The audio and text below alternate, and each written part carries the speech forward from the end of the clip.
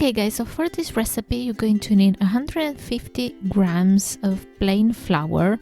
You're also going to need 150 grams of chilled butter, 150 grams of cheese, and I used mature cheddar cheese.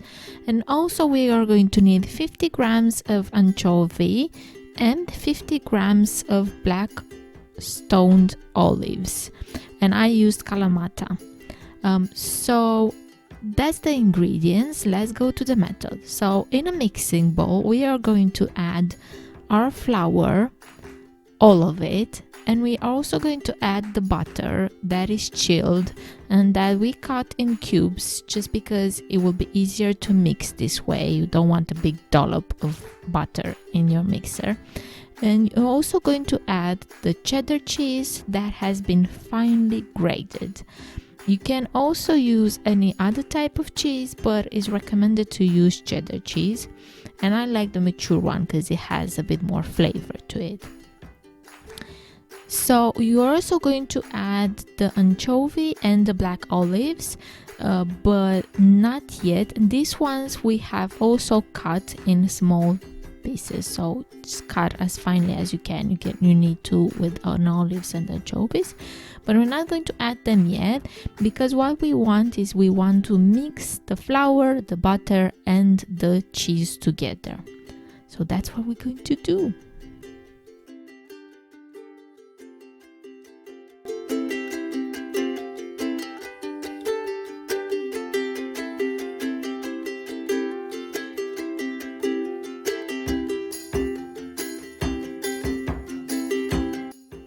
So when our consistency looks a bit like wet sand, that's what we want at this point, and it means that the butter and the cheese and the flour have all mixed together. Then we can add the olives that, as I said, we cut finely, and we can also add the anchovy that we chopped finely. This recipe is with anchovy, but I've also tried it with smoked salmon.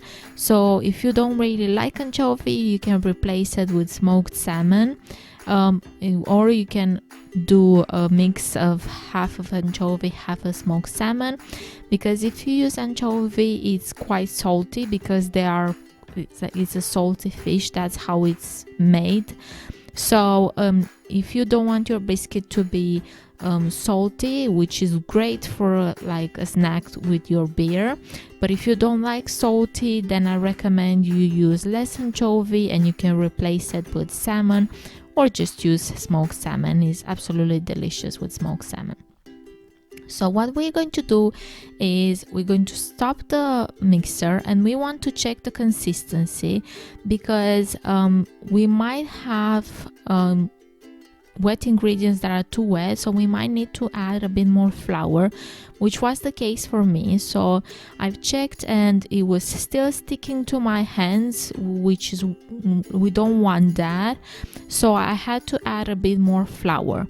So I gave you the amount of flour at the beginning, but that does not mean that you only use that amount of flour and you don't use any more of that, because when you use wet ingredients like olives, they might be a bit more wet than what you want for the recipe. So for mine, for instance, they were a bit more wet, so I needed to add a bit more flour. To be specific, I added about 4 tablespoons of flour, extra flour, because my olives were just more wet than I wanted them to be, and that made my whole dough a bit more wet and a bit more sticky, which is not what we want. We want the dough to be nice and all mixed together, and we don't want it to stick to the hands or the mixer or anything like that.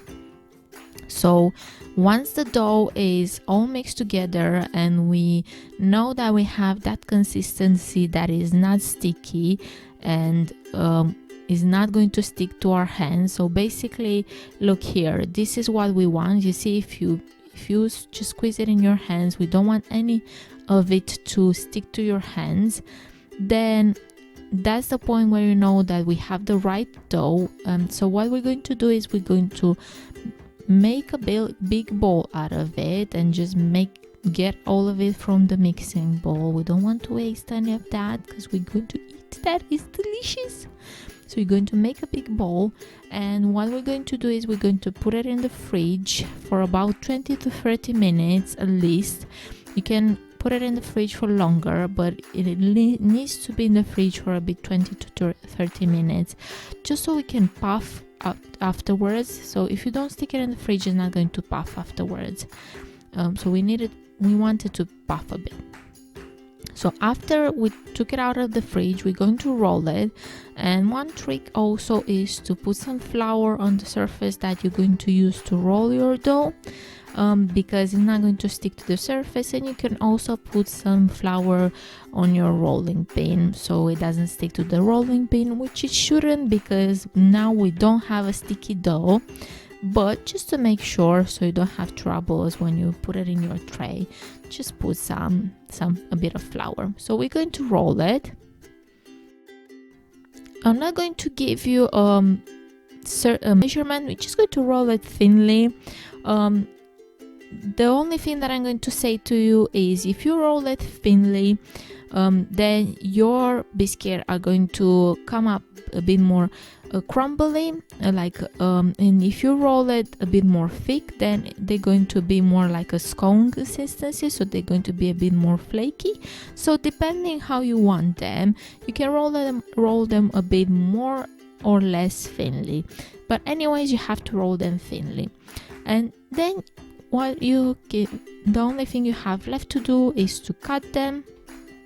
I try to cut them in squares. I try to cut them in triangles. You can cut them in any shape or form you want. This is up to you. You can be as creative as you want here. You can use animal shapes if you want, if that's what you want to do. It doesn't really matter. The only thing that matters is how you're going to bake them. So after you cut them and put them on a baking tray, and a baking sheet also I recommend that you use, you need to preheat your oven to 220 Celsius if you have an electric oven, or if you have a gas oven, to 6. So the setting is 6 for gas oven. And then you need to bake your biscuits for 8 to 10 minutes. In saying this, some people like them a bit more baked, some people like them less. So you need to bake them for at least 8 minutes and then check on them. So if you check on them on 10 minutes and you look and they don't really seem like as baked as you like them, because it's a matter of taste. So if they don't really seem as baked as you like them, then just keep them a bit longer. And that's all. I hope that you enjoyed this recipe. If you did, please don't forget to give it a thumbs up. Also, please don't forget to subscribe to our channel so you don't miss out on new recipes every Sunday. We have the Sunday recipes, so don't forget to subscribe so you don't miss out. Bye bye!